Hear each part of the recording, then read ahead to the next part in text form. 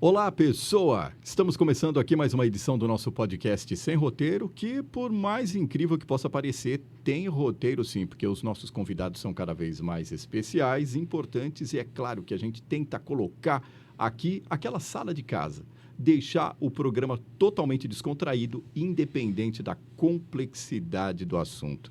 E fica um recado para você. Essa semana eu estava participando de uma reunião onde o palestrante leu um texto que terminava mais ou menos assim: não importa o quanto o seu dia foi difícil, não importa o tanto que você teve que lutar, é importante que sempre no dia seguinte você acorde com a certeza que vai fazer sempre o seu melhor. E é sempre querendo fazer o melhor que o podcast Sem Roteiro está começando.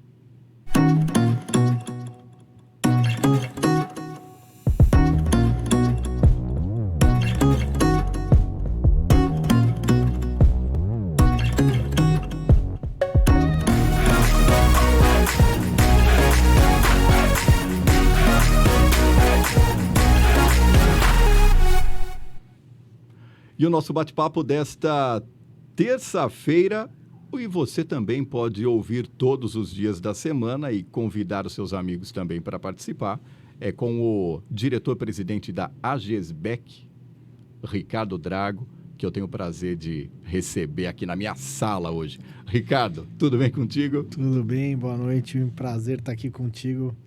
O espaço que você está dando aí pelo convite aí. Aliás, AGESBEC significa o quê, Ricardo? AGESBEC é a abreviação de Armazéns Gerais e Entrepostos São Bernardo do Campo. Legal, depois a gente vai falar um pouco sobre isso, porque parece que eu estou sabendo que eu vou ter uma aula de logística hoje, né? Ah, é o que a gente aprendeu a fazer na vida. Se você falar de outra coisa, não tenho muito como te ajudar, mas logística é a nossa vocação. Legal. Falando em vocação, há quanto tempo você está nessa área, Ricardo? Uma pergunta boa, porque a gente, como é que vai passando os anos, você não vai fazendo conta. Mas pelo menos, putz, há uns 30 anos, 35 anos. Na verdade, eu nasci nesse negócio, né? Uhum. Meu pai era industrial, mas eu nasci já como operador logístico, transportador. Então, não sei o que é um torno, mas eu sei o que é uma empilhadeira, um caminhão. Já foi a minha vida toda dedicada a essa profissão. Legal. E você sempre trabalhando na empresa com o teu pai, como é que foi o teu começo, assim, como pessoa, como profissional? Como é que você moldou toda essa musculatura que você tem hoje aí no mundo empresarial? Empresa familiar, né? Eu tenho um italianão lá que é o seu Filippo Drago, que é o nosso mestre, meu patrono. E ele nunca deixou a gente solto, né? Desde a adolescência, ele sempre queria que a gente tivesse uma carreira, um futuro na vida promissor. Ele queria sempre replicar a capacidade de empreender dele nos filhos, né? Então, assim, eu não tive muita escolha, não. Nunca me deixou muito... vai fazer o quê? Não. Fiz direito porque ele, de alguma forma, queria que, como empresário, você tivesse capacidade de conhecimento do direito, para que, de alguma forma, você soubesse até os riscos, calcular os seus próprios riscos. Então, a gente foi formado, eu e meus irmãos sempre fomos formados com esse conceito de empreendedorismo desde a base, né? Então, não tivemos muita escolha para fazer assim, vou fazer isso, quero ser médico, quero ser surfista profissional. Não deu chance. E desde começo, ele colocou a gente para trabalhar, eu particularmente aos 14 anos. Uhum. Logo que eu dei o primeiro vacilo, ele já tirou a rede de conforto do chão e começou a mostrar o que era a vida real, como é que o dinheiro caía na conta. E a primeira foi quando eu não passo, como é que é? Eu repeti de ano. Na oitava série. Uhum. E aí ele falou, amigão, ano que vem estuda à noite e vai começar a trabalhar. Porque até então você estudava durante o dia de boa. Era um bom vivano, não tinha responsabilidade. A responsabilidade era estudar. Né? E eu confesso que eu não lidava muito bem com essa matéria, né? Então, assim, levava a vida numa boa. Era com a matéria ou com a disciplina de estudar? Acho que, sei lá, pouca responsabilidade, né? Sim. Ele deu essa liberdade pra gente ficar um pouco mais à vontade, mas depois ele veio com a varinha e veio puxando. Depois que, de alguma forma, eu tive essa experiência, ele me colocou na rédea e depois nunca mais a gente quis saber de outra coisa que não fosse trabalhar, empreender e vencer desafios como você bem colocou na abertura, né? Uhum. Acordar todo dia de manhã e ter um propósito para ir buscar, né? Aham. E como foi teu começo na empresa? A hora que o seu Felipe falou para você, pera aí, Ricardo, você não está entendendo a coisa. Senta aqui do meu ladinho que você vai ver como é que funciona, como é que o papai coloca dinheiro na conta. Foi bem tranquilo, assim, né? Porque Ah, ele ainda tinha a indústria, né? E a gente... Era indústria do quê, Ricardo? Metalúrgica, Metalúrgica. metalúrgica. E meu pai sempre foi um empresário, sempre foi de A a Z, nunca foi só industrial. Ele chegou a ter comércio, posto de gasolina, enfim, ele flutuava em vários ambientes financeiros. E me deparei lá com a situação que eu tinha que repassar meu ano e tal, e ele me colocou para estudar à noite e Uhum. trabalhar durante o dia. E aí eu, né, como bom filho de patrão, botei minha polo, botei minha roupa de marca e fui trabalhar. Né? No dia seguinte, isso aqui eu vou tirar de letra. Ele acha que ele vai me... Pegou aquele perfuminho que saía para Vou balada. pagar de gatão aqui. E assim, uma história interessante, porque realmente meu pai teve uma visão de formador, né? Uhum. E cheguei lá todo bonitão, achando que eu só ia assinar cheque, só ia mandar, mas assim, a primeira atividade que ele me deu foi pegar um balde de, de água e um paninho de chão e um sabonete de pedra. E aí ele virou para mim e falou: você vai lavar o chão. Falei: como assim, pô? Né? Tô aqui todo vestido, todo engomadão aqui para passar o dia aqui dando ordem, né? Vim aqui para dar ordem, não vim aqui para trabalhar, né? Naquela arrogância juvenil, né? Uhum. Falou: não, você vai começar onde você tem que começar, lavando o chão onde você pisa. Você tem que valorizar o chão que você pisa. E aí né? Naquela época eu achei que ele queria me diminuir, que ele queria de alguma forma me menosprezar, ridicularizar perante os outros funcionários da empresa. Como o filho do dono tá lavando o chão da empresa, tá lavando a escadaria né? E nessa escadaria que era eu estava no terceiro andar, né? Uhum. Na escadaria existia o emblema do nosso sobrenome, né? Então, assim, ele construiu o prédio e naquela escadaria ele fez o nosso sobrenome ficava nos estágios Dos dos patamares lá. patamares. Sei. E ele falou: não, mas aí de tanto resistir, eu falei: tudo bem, vou pegar uma mangueira aqui e vou fazer do meu jeito. Né? Não, sem mangueira. Baldezinho, água, sabonete e pão. E o E o pano? pano. Você vai fazer o seguinte: você vai pegar a água, vai enxaguar, vai passar primeiro, vai tirar primeiro sujeira, vai voltar, vai enxaguar de novo, vai passar o sabão, vai enxaguar de novo, e a escadaria são 3 andares de escadaria. Cara do Né? céu. E aí, de alguma forma, putz, eu saí aquele dia arrasado, queria me emancipar, achava que aquilo era um abuso da paternidade dele, né? Isso Nossa. aí, enfim. Mas, na verdade, depois que a gente começa a entender, foi a maior essência, a maior lição de vida que ele pode ter me dado, né? Uhum. Daí por diante, ele efetivamente criou um homem, né? E, na verdade, ali era... De um filho eu tive as bases para me tornar hoje quem eu sou. Uhum. E a pessoa, o caráter, formação de valor real de vida, né? Uhum. De propósito, que é o que hoje, graças a Deus, a gente tem, né? Eu e meus irmãos, como conteúdo para poder replicar isso aos outros, né? Que você tem bom de exemplo, você replica. Bom ou ruim, você replica. Então, Uhum. esse foi o grande legado que ele, como pai, educador e empresário, nos ensinou a passar. E, sim, e depois, né? Não sei se eu estico agora, mas Aham. Manda ver. depois a mensagem qual foi, né? Você saber que não é a posição que você está, né? Mas saber dar valor ao esforço, né? Da mais básica a atividade até para você poder valorizar o patamar onde você está como dono, entender toda a relação de coexistência que você precisa ter. Essa foi a primeira lição, né?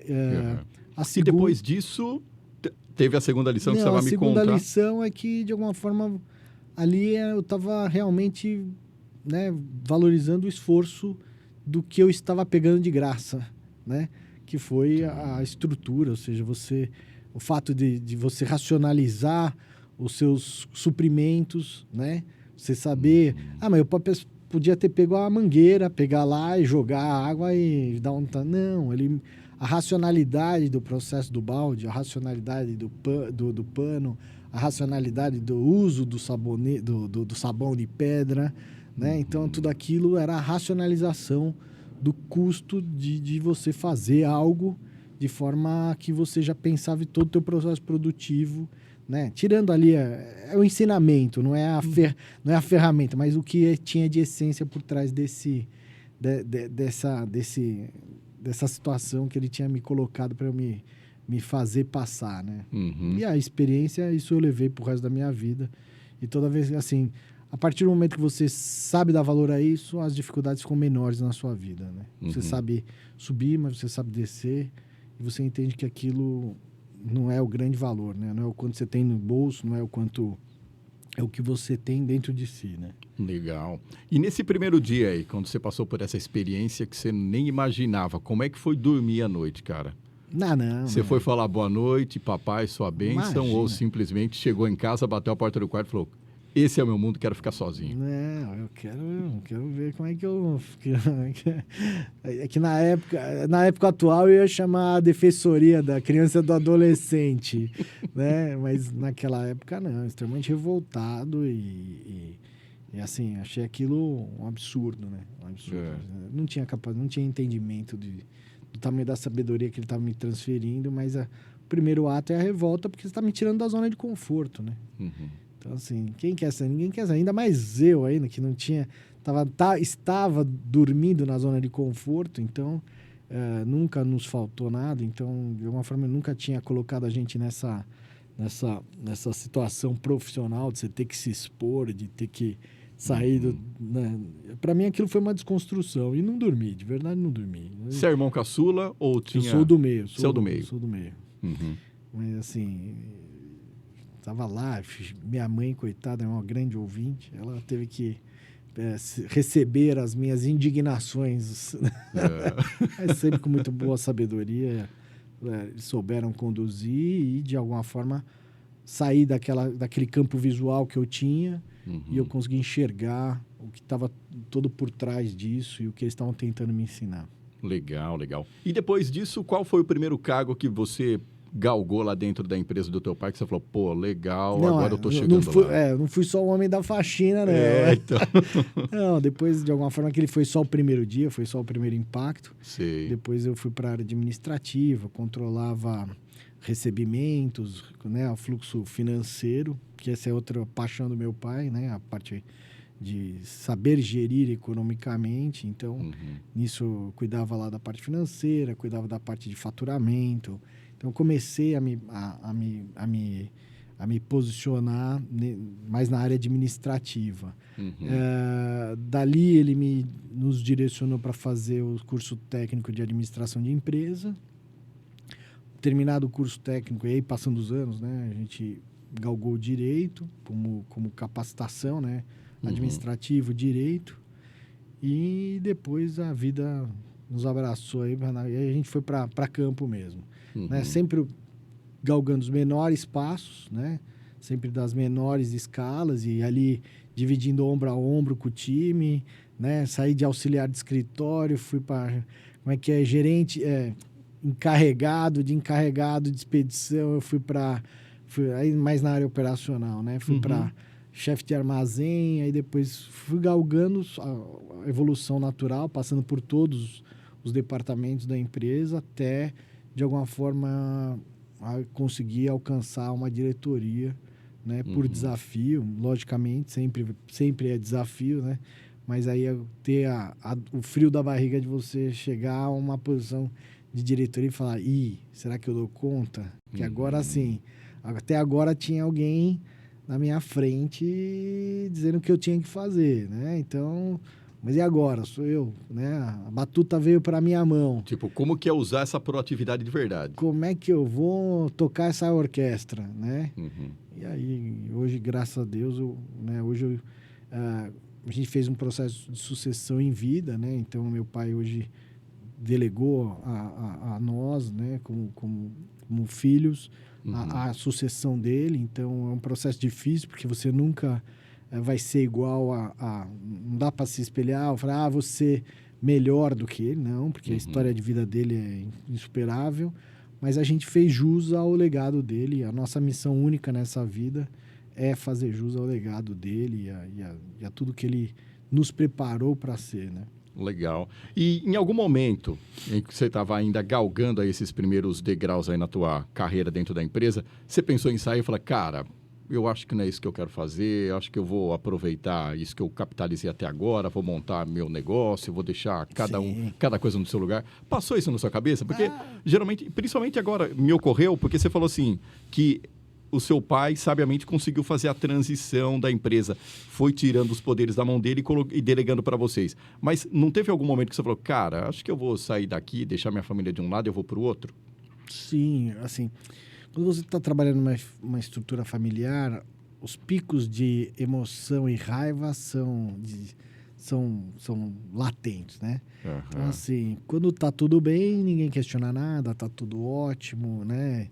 Todo mundo, de alguma forma, tá ali, tá naquele ciclo, tá no desafio. Os momentos de crise são os momentos de confronto, né? E principalmente quando você tá num elo familiar, essa zona de confronto é a parede que aparece na sua frente. E aí, um pouco aí, você vai ganhando maturidade, quando mais jovem, você fala, né, isso aqui é muito ruim, eu tô aqui sempre a reboque de alguém, eu nunca vou ter meu espaço, né? Mas aí o tempo vai te massageando, né? As experiências vão te quebrando, né? As suas linhas de superação, e você começa a entender que não tem outro, pelo menos hoje eu não me vejo em outro lugar que não seja ali, né? Até porque um dos grandes elos da manutenção desse ciclo é a relação familiar. Ou seja, você tem ali é o que te une e o que te desgasta, né? Porque você está sempre no elo familiar, mas a partir do momento que você começa, e aí sabiamente, né? Porque essas são as lições que aquelas sementes são plantadas lá atrás, que hoje ramificam. Meu pai sabiamente fez aquilo ser a paixão da nossa vida, né? Então hoje nada substitui esse propósito, né? Que é a gente valorizar o legado de vida dele, o legado de história dele e fazer disso o nosso legado, né? Essa ser a nossa maior entrega. Então, vou buscar uma carreira solo hoje.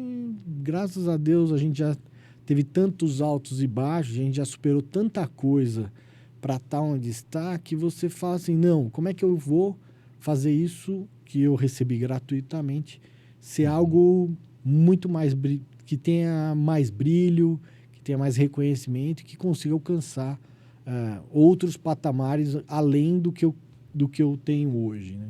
Então, esse é o grande desafio. Não, mas carreira solo já passou, lógico, né? Os momentos de crise, mas hoje você só pensa em como é que eu faço para crescer mais e mais e empreender cada vez mais. Porque foi esse a grande DNA dele, né? Nós fomos formados por empreendedor. Então, filho de peixe, peixinho né? Diz o ditado. Então, qual é a nossa cabeça? Esse negócio especificamente? Não. É ser um empreendedor, é você ver, né, na caneta, né, aquele exemplo, me vende essa caneta, você vendo em pequenas oportunidades sempre o grau de empreendimento, sempre o grau de empreender. Eu te fiz essa pergunta, fiz questão de te fazer essa pergunta, Ricardo, porque esse programa é visto por bastante empreendedor e principalmente empresas familiares. E geralmente a gente tá conversando com esses empresários, eles falam assim, nossa, cara, mas briguei com meu pai, briguei com a minha irmã, cara, eu vou largar tudo, vou fazer tudo outra coisa. Aí tem aquela pergunta básica que eu sempre costumo fazer para eles. Como que é brigar durante a semana dentro da empresa por algum resultado e depois ter que almoçar com a galera no domingo lá, trocando ideia numa boa? Como é que vocês fizeram para administrar tudo isso? Não, primeiro, de alguma forma, você, como toda boa sociedade, seja ela familiar ou seja ela empresarial, você precisa ter um alinhamento de ideais. As pessoas precisam pensar pelo mesmo ângulo, né? Podem pensar diferente, mas o propósito precisa ser o mesmo. Uhum. E, graças a Deus, essa sintonia nós temos, né? Então, estamos ali para quê? Para que eu fique mais rico, eu, Ricardo, fico... Não. É para um propósito que aquele núcleo empresarial cresça e prospere, né? Então, não está a figura do Ricardo na primeira pessoa, não está, no caso, a minha irmã, minha par lá na área financeira, não está a pessoa dela em primeira pessoa e a gente ali não está disputando por ego. A gente está disputando com que a gente tenha melhores ideias e faça daquilo crescer. Então, esse alinhamento mata boa parte do problema. Mas temos as nossas zonas de ataque, de confronto de opiniões, de argumentos, sim. Tem os de que acho que a sua entrada ela é um poço de sabedoria, né? Temos que ter os dias bons, os ruins, mas nada como um dia após o outro. Né? Então, dentro de um dia após o outro, a gente perdeu, né? E nenhum de nós é 100% vencedor, né? Nós temos dias dos quais a gente sai ganhando e tem dias que você sai perdendo. E digerir é um processo da noite virar. E eu, particularmente ali com a minha irmã, no nosso dia a dia, eu na área mais executiva, ela na mais financeira, então ela é racional, eu sou sonhador e essa alquimia acabou acontecendo de forma boa, mas é o positivo e o negativo todo dia brigando. Então eu quero ir para os 4 cantos do mundo. E ela fala, peraí, planejamento, né, a austeridade financeira. Então ela, de alguma forma, faz com que eu voe, mas com a corda na mão, né? Ou seja, dizendo, até aqui você vai, daqui você não passa. E aí eu respeito, principalmente ela como minha par, de entender quando ela me põe os limites, né? Ou seja, posso, mas não... Como é que é? Tudo posso, mas nem tudo devo, né? Então, exato. E o equilíbrio. E até falando de processos familiares, deixar claro assim, o reconhecimento não só no núcleo familiar, mas no núcleo profissional. Né? Isso é uma coisa que a gente acaba... estamos no dia a dia sempre lutando. Não. Mas eu acho que um dos fatores que ao longo do tempo... Você tem que saber reconhecer o teu time, saber reconhecer as pessoas que estão com você, porque se você abdicar desse processo, você acaba... A sua certeza que você os reconhece, se não for verbalizada, gera o ato de segurança e a insegurança gera crise. É aquela questão de o óbvio também precisa ser dito. É perfeita essa frase, né? O óbvio também precisa ser dito, é isso mesmo. Legal. E eu percebi que você também, além de todo esse comportamento bacana que você tem com a tua família, em termos também empresariais, você se preocupa também com os teus funcionários. Mas antes da gente tocar nesse assunto, eu quero perguntar para você o seguinte, quando é que vocês começaram a expandir e foram para o ramo da logística aí, dentro dessa metalúrgica? Na verdade, meu pai ele teve uma oportunidade de sair da área da área industrial. Nós somos lá da região do Grande ABC, então uma região altamente industrializada, altamente sindicalizada, enfim. E meu pai, de alguma forma, já chegou a ter uma oferta muito boa, né? E ele falou, bom, tá na hora de realizar o ativo, né? E ele acabou, de alguma forma, vendendo a empresa, enfim, e aí ele tinha que deixar algum caminho para nós, né? Então, assim, a logística entrou para nós porque a gente tinha muito ativo, né? Muitos armazéns, e a gente tinha que tentar alugar. E aí, na época, né, é que meu pai sempre fez a gente acompanhar, vou acabar voltando um pouco, mas em 82 o Brasil passava por uma crise muito grande e a gente tentava alugar os imóveis e nada acontecia. E na vinda, eu não vou saber precisar que ano agora, a logística estava... né, a logística como terminologia, ela estava começando a ser descoberta, né? E aí meu pai viajava muito para fora, enfim, ele falou, bom, acho que eu vou botar esses moleques aqui para trabalhar com isso. E aí a gente começou a ser o nosso ramo de atuação, né? E começamos como todo mundo começa, né? Sem nada. Então, compramos a primeira empilhadeira, descarregamos, não tínhamos ajudante, descarregamos o caminhão nas costas, né? A carga de sacaria nas costas. Então, meu pai nunca deu nenhum tipo de benesse, por maior que seja a capacidade financeira que ele tivesse. Ele nunca deixou isso ser levado. Ele mostrou bem a vida como ela é. Então, assim, na época meu irmão, que era meu irmão mais velho e eu, que estávamos... A minha irmã ainda era muito nova, né? Assim, foi dando só dificuldade, fez a gente, de alguma forma, encarar os desafios como eles eram, né? Então, tivemos que juntar dinheiro para comprar a primeira empilhadeira lá no armazenzinho. Os ajudantes iam embora, a gente tinha compromisso com o cliente, então a gente saía da administração e ia descarregar caminhão, né? A sacaria, nunca mais esqueço, o saco de 25 quilos de ureia nas costas. Então, assim, e isso, graças a Deus, fez a gente entender o lado humano, né? Ou seja, você não se posicionar na tua posição e achar que a sua razão é maior que a dos outros, né? Você entender...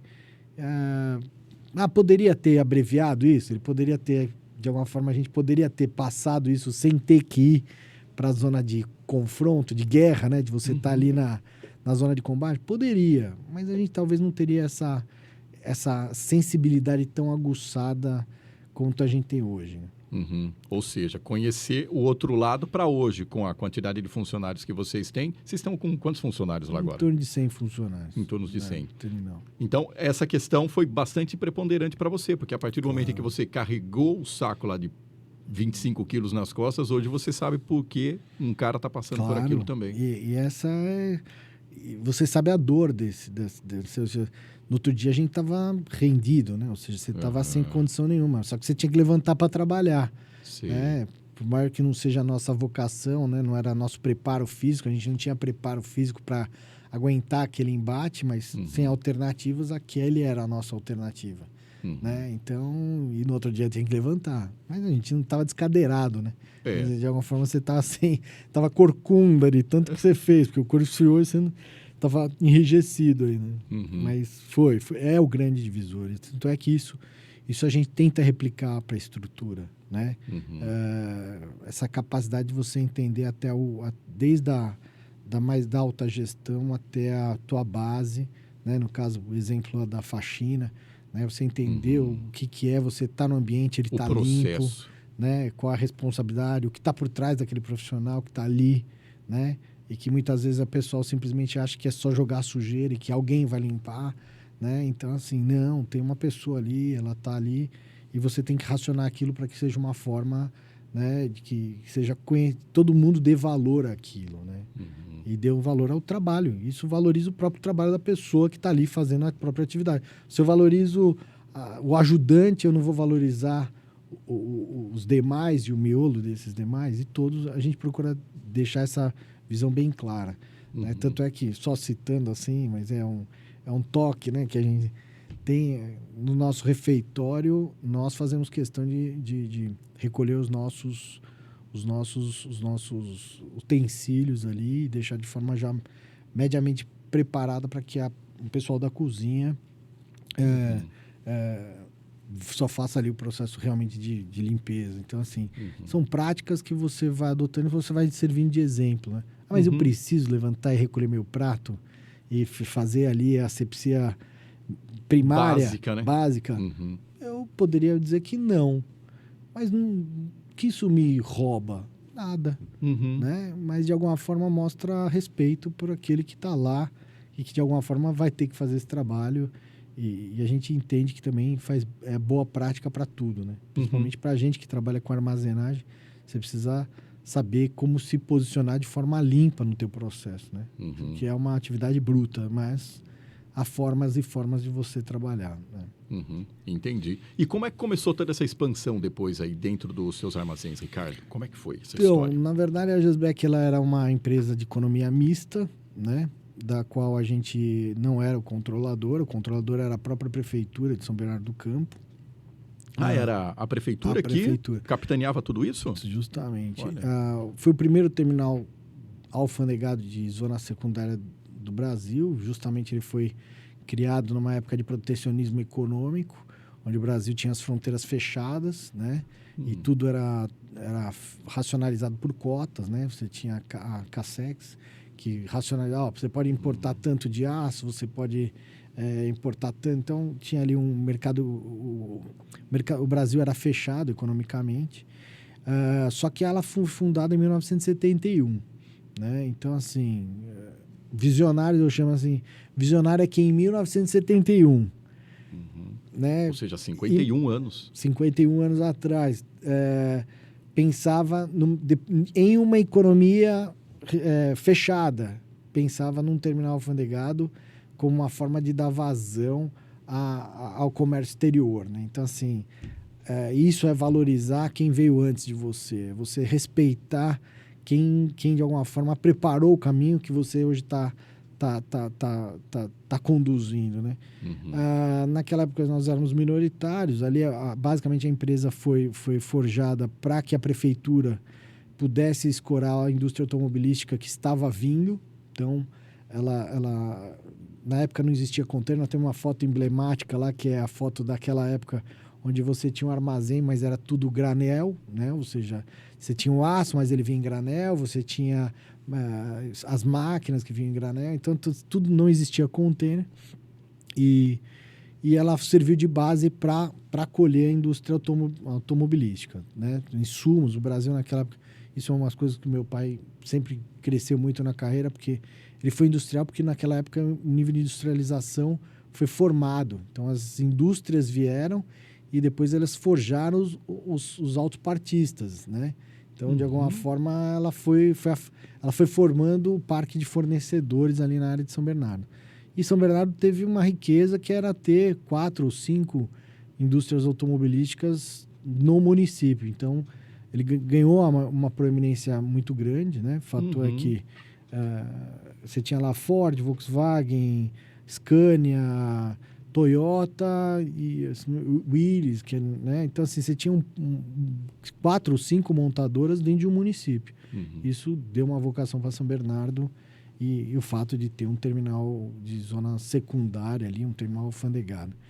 E aí, em 99, 94, veio o Plano Real, o Fernando Henrique veio com a política de desestatização, e a gente sempre, de alguma forma, querendo expandir mercadologicamente. E aí, em 99, teve um leilão na Bolsa de Valores de São Paulo, dos quais nós logramos êxitos. Vocês foram um dos participantes. Fomos participantes e fizemos a aquisição do controle acionário da empresa. E aí, um processo de saneamento, aquele processo de chegar, tomar a frente do negócio, fazer o processo de... Uma empresa que tinha lá um viés político, de alguma forma você fazer o processo de empresarial dela, né? Modificar a política de tirar caminho. Praticamente a cara, né? Porque aí o pessoal conhecia como uma empresa pública. E de alguma forma ela estava diretamente vinculada à administração da cidade, né? Como uma empresa de economia mista, né? Então mas ela não tinha nada a ver com o município, ou seja, não tem o município ser mandatário de uma empresa de comércio exterior. Peraí, né? Qual a relação? Não faz parte, não é saneamento, não é nenhuma atividade primária. Uma atividade que faça parte mesmo da população. Perfeito. Ali. Então, esse foi um dos propósitos da desestatização, tirar aquelas empresas que não faziam parte da relação direta da prefeitura, do agente público, e nós assumimos aí a administração. Quando assumimos a administração, choque de gestão, né? Ou seja, você vem com uma nova filosofia, você vem com uma nova visão de mercado, e aí foi os amadurecimentos, né? Você vai... como é que é? Pô, e aí? Agora tem que encarar esse leão aí. Como é que a gente encara? Pô, e os desafios de passar esse ciclo.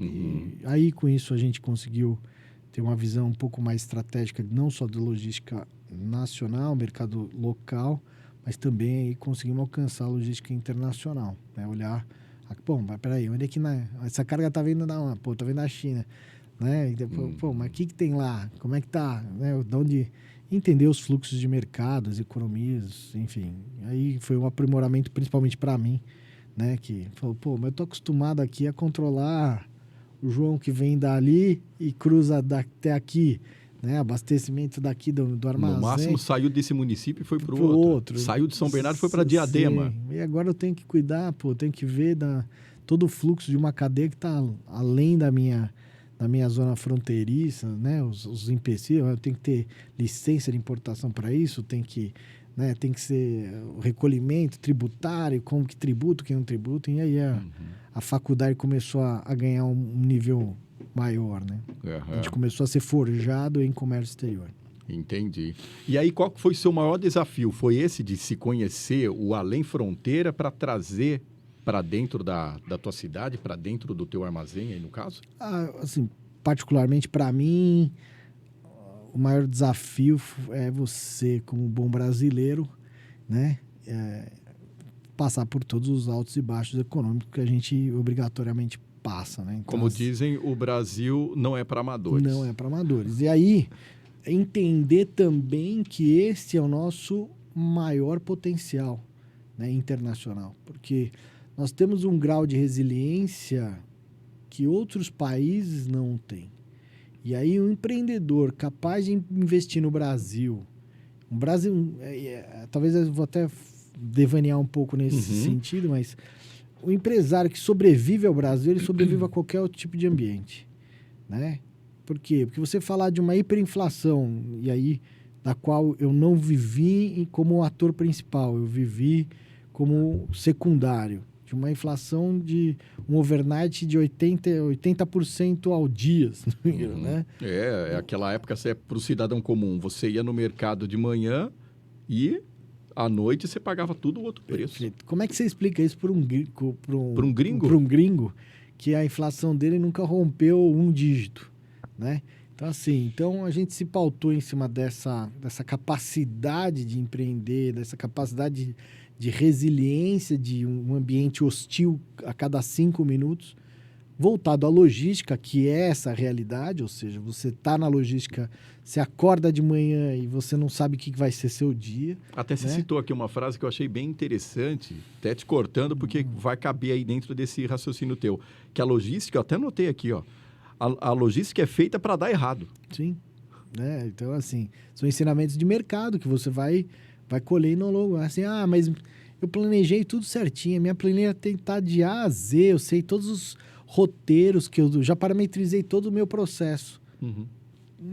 Cai no minuto seguinte, você terminou de escrever aquilo já não é mais uma verdade absoluta, né? Você tem que...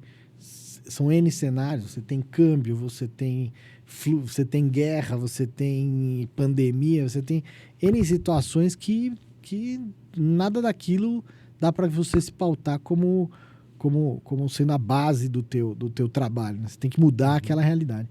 Então, você tem a resiliência nesse setor, você tem a resiliência econômica de você gerir as nossas crises internas e o reflexo das crises dos outros países sobre nós, empurrando a nossa economia. Isso traz para a gente uma capacitação que empresarialmente tem que ser exportada, né? E aí foi nesse sentido que a gente foi tentar exportar essa capacitação para outros lugares. O que a gente começa a ver agora, né? Então, por exemplo, você chega para os Estados Unidos agora, ele está numa inflação de 2 dígitos. Ele sabe lidar com isso, né? Não, estava na zona de conforto, a economia estável, né? Mas agora o americano vai ter que sair da cadeira, vai ter que rebolar, né, os aumentos de gasolina, né, que a gente estava acostumado a ter, eles de alguma forma estão tendo que experimentar. Então, assim, por isso que de alguma forma o brasileiro, né, a gente tem essa capacidade de resiliência, né, nós temos, para mim, e aí eu não sei se eu vou acabar desviando, nós temos o melhor país do mundo, né? Com recursos naturais, com um povo maravilhoso, sempre dinâmico, feliz, né? A gente só precisa talvez melhorar um pouco as nossas políticas governamentais, mas nós estamos na melhor nação do mundo. Não temos terremoto, temos 2 ou 3 safras por ano. Então, assim, se a gente soubesse valorizar mais as nossas capacitações e olhasse o plano governamental aí, as eleições próximas, ajudassem a gente a ganhar esse grau de maturidade do que a gente precisa resolver em casa, nós certamente seremos exportadores de grandes grupos econômicos, né? Você pega aí hoje a Embev, né? A Ambev, preeminência dela no mundo, a própria JBS, né? Então, outras tantos, que é a nossa ambição, ou seja, a gente que como empresário quer ver com que os empresários sejam referência, os brasileiros sejam referências intelectuais futuras. Hoje a gente ainda não tem essa, né? A gente ainda está muito aquém, mas certamente eu espero, e esse é o meu desejo em vida, de ver a nossa capacidade Brasil ser melhor explorada, né? Mas, como dizem alguns que me antecederam, né? E eu converso muito com os amigos dos meus pais, o Brasil é o país do futuro. E aí tem um amigo do meu pai que fala, pô, mas quando eu cheguei, né, o Brasil já era o país do futuro. Mas tomara que um dia a gente efetivamente aproveite as oportunidades que o mundo nos dá e encare como a China encarou, né? Que eu, de alguma forma, fiz um estudo sobre a China antes de romper o ano 2000, ela chegava a ser a 20ª economia do mundo, né? E hoje você olha o que é a China, ela já passou os Estados Unidos. Os Estados Unidos está tentando correr atrás para tentar dizer que ainda está na frente.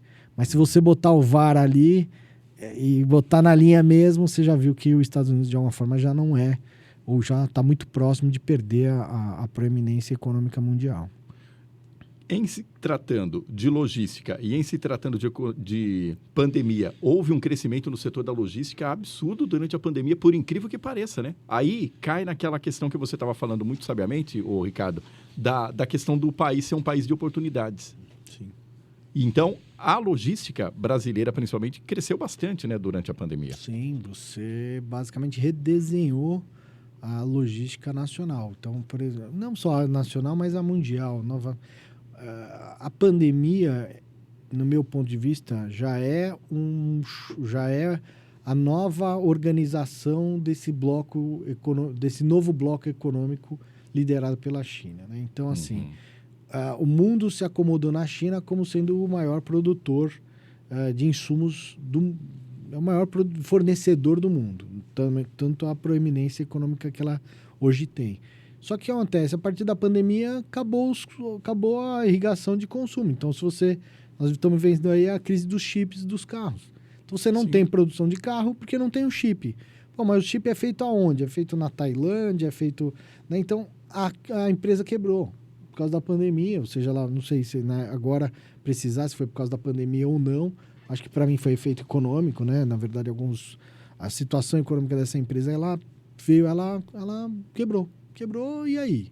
E aí que começaram a entender, né, que o fluxo da cadeia de just in time, que a gente planejava aqui o roteiro, dizer, pô, mas eu tenho uma cadeia que ele pega aqui, não desce do caminhão, já vai para a linha de produção, né? Todo esse quadrante perfeito não existe mais, né? Porque hoje ainda é a realidade da indústria automobilística, da qual a gente é vizinho lá. Os carros estão inacabados em pátios. Exatamente. Né? E eles até anunciam que, olha, determinado componente para tal marca não vem, então o seu carro vem sem isso daí, e é isso aí que tem. Perfeito. E o preço do usado, ou seja, o impacto disso. Então, falando em logística, no processo de pandemia, teve o novo desafio do novo desenho da cadeia de suprimentos, que está sendo redesenhada, né? E aí até onde vai a dependência econômica exclusiva da China, até onde a gente depreciou a nossa capacidade produtiva. A gente está dependendo muito deles. Sim, dentro da sua opinião, como é que está? Totalmente. Hoje você pega, por exemplo, a nossa região lá, que é de São Bernardo, houve um processo de desindustrialização, a usar o nosso próprio exemplo. Meu pai era da cadeia de produção, né? Foi industrial, Ele se convenceu que não valia a pena. Hoje ele vê lá no terminal chegando forjados, que ele chegou a ter uma forjaria, forjados da China, com padrão de acabamento muito melhor do que ele fazia na época que ele tinha a forjaria. Com um preço muito competitivo. Extremamente. Só que o minério é nosso. Então, ou seja, a gente exporta o minério, de alguma forma a gente exporta a matéria-prima à base, isso vai para um processo de industrialização a 45 dias de navegação, é produzido e volta para nós mais barato do que a indústria nacional tinha capacidade de produzir. O que você acha que...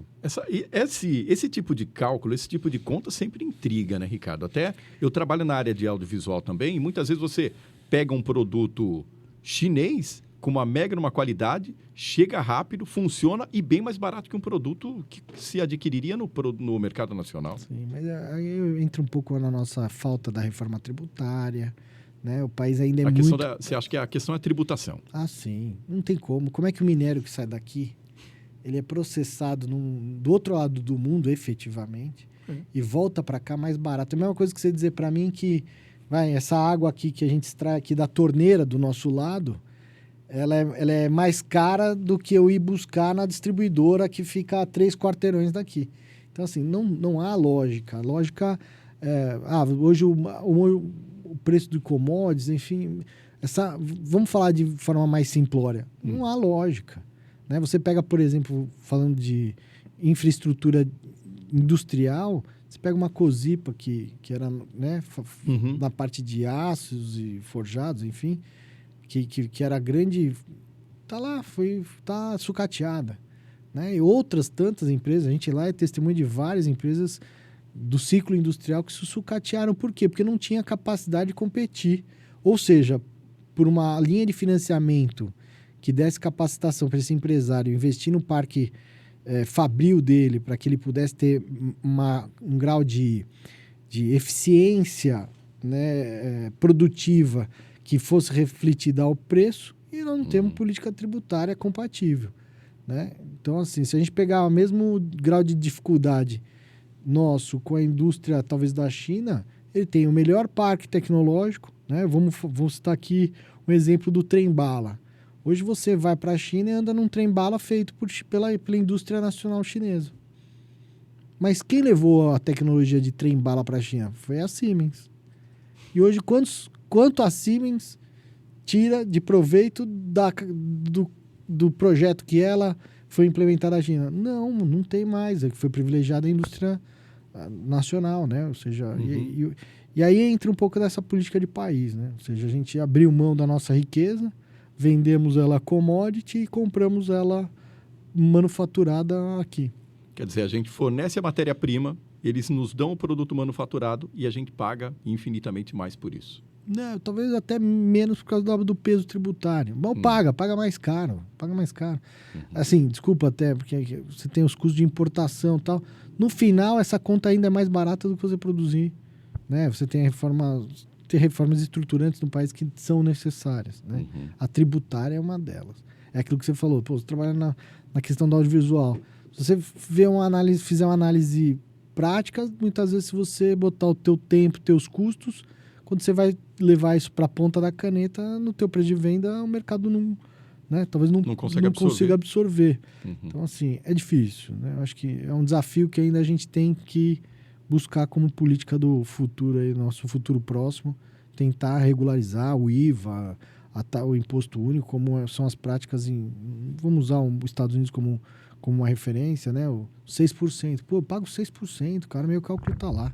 Né? Eu fui tentar buscar entender como é que o Brasil é vendido lá fora, para ver como é que a gente faz a atração de investimentos. Como é que a gente explica para alguém lá fora que a nossa carga tributária, né, majorada pode até chegar a 50%? Tipo, vamos lá investir comigo, porque lá, cara, você vai pagar 50% de imposto. Cara, né? Você tá louco. O cara vai olhar para mim e falar, como é que você atrai investimento para o país? Como é que você atrai esse polo produtivo para vir investir no país? Quando você tem uma carga tributária que, se a gente não fizer boas contas, você está pagando para trabalhar. E o mercado não vai pagar esse custo, né? De alguma forma, aí entra. Ele prefere comprar da China mais barato, pagando as taxas de importação, do que efetivamente comprar do mercado interno. Guerra na Ucrânia. No que isso atrapalhou? No que isso atrapalha a logística? Você citou aí guerra, você citou a carga tributária, você citou também a pandemia. E agora, essa guerra aí? Mais um fatorzinho de tempero para a nossa crise global, né? Ou seja, você já tinha o efeito de recuperação pós-pandemia. E aí você vem com uma guerra na Ucrânia. Isso afetou, principalmente para o agronegócio, a questão lá dos insumos, né? Dos fertilizantes. Você tem uma crise interessante aí acontecendo na Europa por causa disso, né? Você tem uma crise nos Estados Unidos também em função desse choque entre essa nova Guerra Fria, né? Entre essas grandes nações, que na verdade, para mim, tudo isso é a nova geopolítica, os novos acomodações das placas tectônicas, né? Uhum. O mundo está se movimentando e aí você tem esses tremores. Isso impacta, por exemplo, a nós, talvez a gente, diretamente em tudo, né? Você pega o petróleo, a variação de petróleo, né? Em função da guerra da Ucrânia, você tem uma oscilação do fornecimento de gás, de petróleo, oferta, então isso está gerando a inflação nos Estados Unidos, né? Isso de alguma forma está gerando a nossa inflação aqui também, né? Então tudo isso mexe com a cadeia de consumo. Por quê? Porque a gente ainda não conseguiu sequer recuperar da pandemia. Então assim, você já está com um gap de reorganização pós-pandemia. Agora você tem uma instabilidade que não é uma instabilidade pouca, né? Você está falando do miolo da Europa, você está falando do miolo do mundo, né? Você está ali, a Europa, o euro, por exemplo, agora está extremamente, né, em zona de choque. A cotação do euro nunca chegou tão próximo da do dólar, né? Você tem a própria instabilidade econômica americana que, com o agravante da instabilidade geral, está empurrando o dólar para uma inflação aí de 2 dígitos. Então, Estados Unidos uma inflação de 2 dígitos. Então, tem muita coisa acontecendo, só que ao mesmo tempo, né? Nós estamos na tempestade perfeita. E parece que não acaba, né?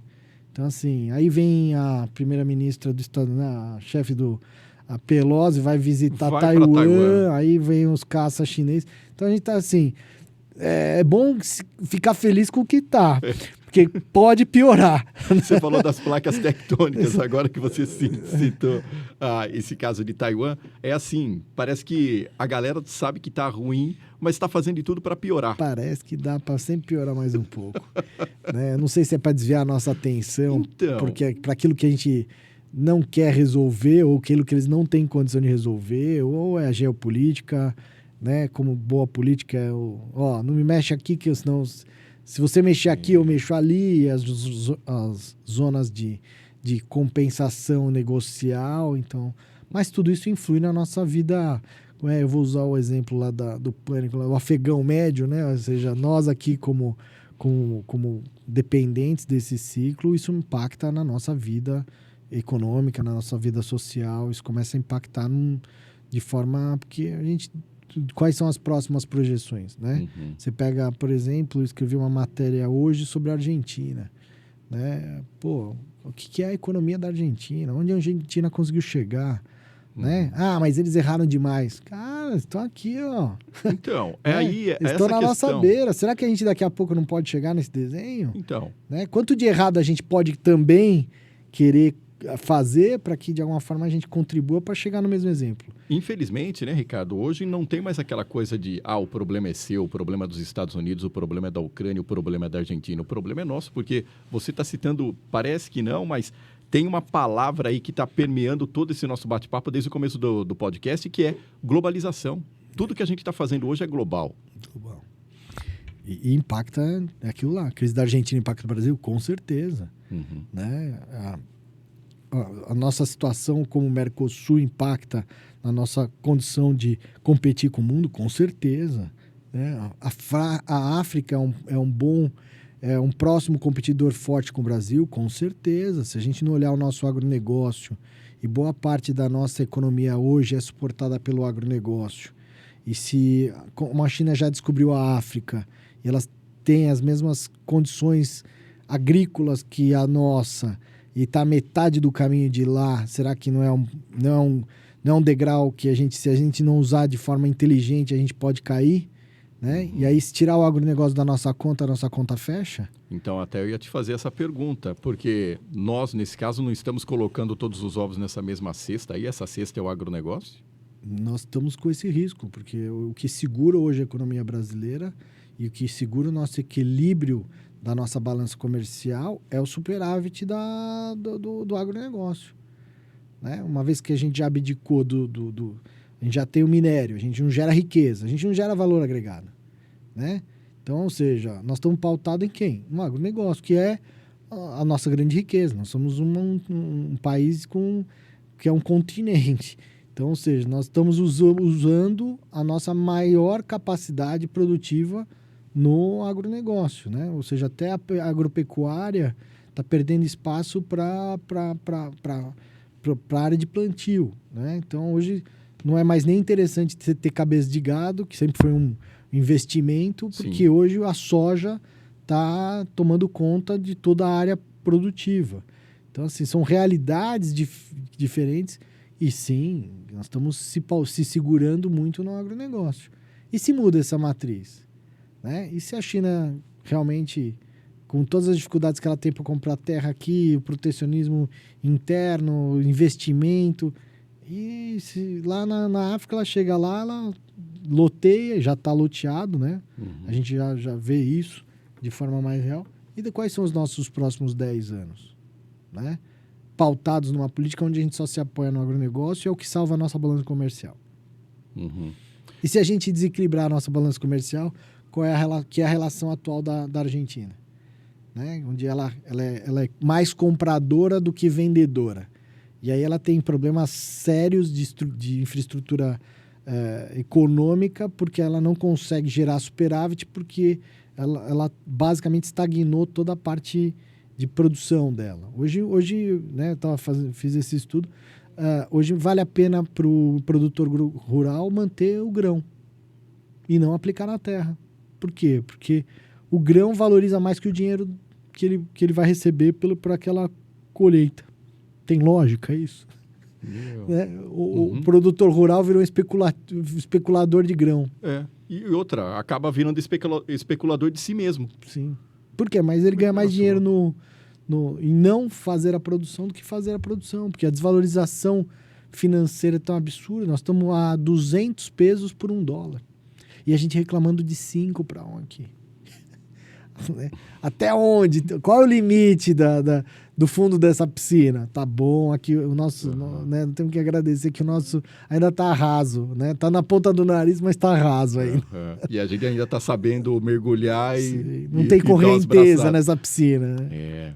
Você citou também uma coisa que eu acho bastante interessante, porque eu tenho a oportunidade de dar palestras também em faculdade, já dei aula também. E aí o que acontece, Ricardo, quando se fala em valor agregado, no caso nosso aqui de exportar matéria-prima e comprar o produto manufaturado a altos preços. Você acha que essa incapacidade que a gente tem de colocar valor agregado nos produtos é falta de tecnologia do país, falta de conhecimento, falta de investimento na educação também? Assim, nós temos, vamos falar, se a gente pudesse estabelecer as matrizes do país, né? Educação, a gente abdicou da educação, né? Ou seja, e esse é o grande formador, é o que, por exemplo, eu pautei qual é o meu sucesso. Eu tive uma austera formação educacional. Se abdicasse disso, eu não estaria aqui falando com você ou estaria superando os meus desafios. Então, acredito que essa seja a grande base que o Brasil precisa se debruçar. De outro lado, nós perdemos os nossos potenciais e exportamos as nossas cabeças para fora. Né? Isso, algumas viagens que eu fiz aí ao norte e sul, eu vejo que a gente exporta intelecto bom. Quantos brasileiros não estão lá fora, né? Que são grandes cabeças trabalhando para outras empresas que saíram do país por falta de oportunidade. Né? Formação, a gente abdicou da formação técnica. Por exemplo, eu fiz curso técnico. Fiz curso técnico de administração. Né? Cadê esses cursos hoje? Então, hoje o jovem brasileiro não tem qualquer vocação ou interesse ou até condição de ir buscar um qualificador. Né? Então, assim, talvez hoje a vida está mais fácil em outros ambientes do que você ir lá e participar da sua preparação de formação. Então, né, a gente brinca muito, né? Ou vai ser apresentador de... O que você vai fazer pro seu filho? Ah, vou ser apresentador de programa ou vai ser jogador de futebol? Não, a gente precisa quebrar isso. A gente precisa investir em intelecto. Que é o que me surpreende um pouco, voltando ao exemplo da Argentina. O povo argentino é extremamente intelectualizado. E mesmo assim, né, olha, abdicaram da gestão política. Então, hoje estão numa regressiva. A gente não pode, a gente tem que voltar a investir na educação. Qualificação, né? Enfim, nós temos que... A educação tem que ser a primeira matriz desse nosso próximo futuro. E reinvestir no ciclo produtivo. E eu digo o ciclo produtivo voltar a retomar a política de industrialização. O Brasil tem nessa nova logística, nesse novo cenário de ciclos de abastecimento, toda a vocação para criar um parque produtivo e vender valor agregado. Será que nós vamos conseguir aproveitar essa nova oportunidade que está passando à nossa frente, até para equilibrar um pouco a dependência só do agronegócio, você voltar a ter um país industrialmente capacitado? Talvez, será que os nossos governantes estão enxergando para isso? Né? Porque para o meu lado, como comércio exterior, está muito cômodo, né? Porque as transações são globais, então tudo que entra e sai, de alguma forma a gente está absorvendo esse mercado. Mas como nação, a gente não está gerando riqueza. Né? Na verdade, a gente precisa vender riqueza. E precisa sair da matriz agrícola. Só ter a matriz agrícola como o ponto de segurança, não temos que romper isso. Parece que não, mas o nosso papo aqui está chegando ao fim, né, Ricardo? Rapaz, passou rápido. Você viu como passou rápido? Foi bem tranquilo. E outra, corroborando com esse último raciocínio seu, quais são as perspectivas que você vê no ramo de logística e quais são as perspectivas que você vê no ramo de Brasil, batendo em toda essa questão de raciocínio que você levantou aqui dentro do podcast? Eu acho que, assim, perspectivas agora a gente está nas vésperas de uma eleição majoritária e aí, como bom brasileiro, a gente tem uma fé que sejam caminhos, a gente espera em Deus que sejam caminhos melhores, né? E que efetivamente um pouquinho daquilo que a gente falou aqui, educação e infraestrutura básica saiam do papel, saiam do discurso e efetivamente vão para a linha de realização desses próximos administradores. Isso, e é que a gente, de alguma forma, se volte, esse é o meu apelo, que o Brasil reconheça a sua vocação e a sua capacidade de empreender e de ir além. Né? Por exemplo, se a gente compete hoje com o México. O México ele é um grande produtor dos Estados Unidos. E muitas vezes a gente não consegue competir com o México na linha de produção. Né?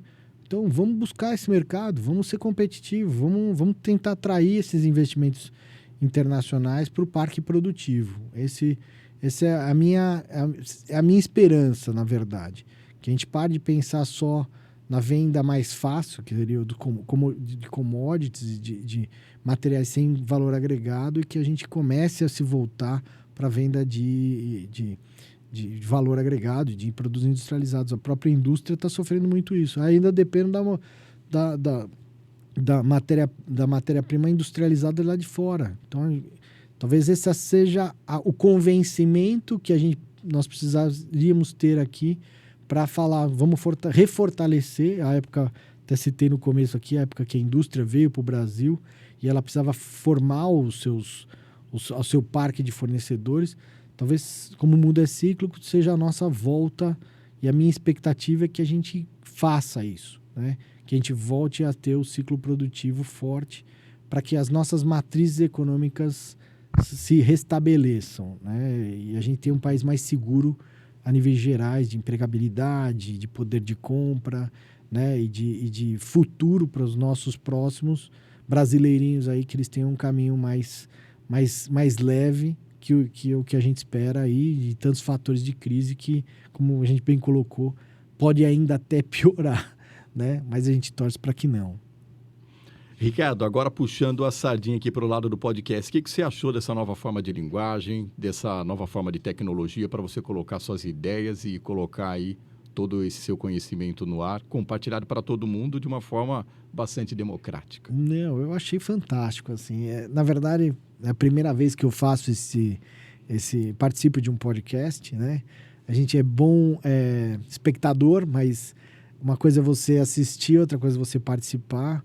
E foi fantástico a forma que você conduziu aí. Eu me senti super à vontade. Eu confesso que eu não estava até muito seguro a primeira vez, mas você me deixou muito à vontade. E é uma forma da gente poder trazer, talvez, a troca de experiências, né? Aquilo que a gente conversou um pouco, é democratizar a condição de interlocução, né? E você é um profissional da área de comunicação, então você sabe a importância de você trazer o público para um conteúdo diferente. Eu parabenizo. Confesso que eu tô até admirado, assim. Eu achei que ia ser muito mais travado o jogo, mas foi muito leve. E toda vez que tiver uma oportunidade, pode convidar, que agora eu destravei a língua. Mas parabenizo a iniciativa e agradeço o espaço e o convite. Ricardo, muito obrigado aqui pela sua presença, pelo seu tempo precioso que você dedicou. E eu costumo dizer aqui para os nossos podcasters, os nossos web ouvintes, que esse programa é praticamente uma universidade, porque a cada dia, a cada semana, os assuntos que vêm aqui e com o conteúdo que os nossos convidados trazem é um nível de conhecimento não para ouvir simplesmente no Spotify, que a gente está lá presente também, não só para assistir ao vivo nessa nova linguagem do podcast, mas também para levar para a vida. Obrigado por ter colaborado com o crescimento de quem está lá do outro lado e obrigado principalmente por ter colaborado com o meu crescimento. Eu agradeço você também. Muito obrigado, eu agradeço o espaço e a oportunidade mais uma vez. E até romper os meus limites, né? Porque aqui é um ambiente que eu não é que eu estou mais acostumado. Mas deixando a gente falar, fala. Grande abraço, obrigado, boa noite mais uma vez. Podcast Sem Roteiro, agora também no Spotify. Divulga para os seus amigos, divulga aí também na tua carreira para os teus companheiros de negócio e também vem para cá que com certeza o teu produto vai ser bem visto aqui. Podcast Sem Roteiro, do jeito que você precisa ouvir e agora ver. É isso.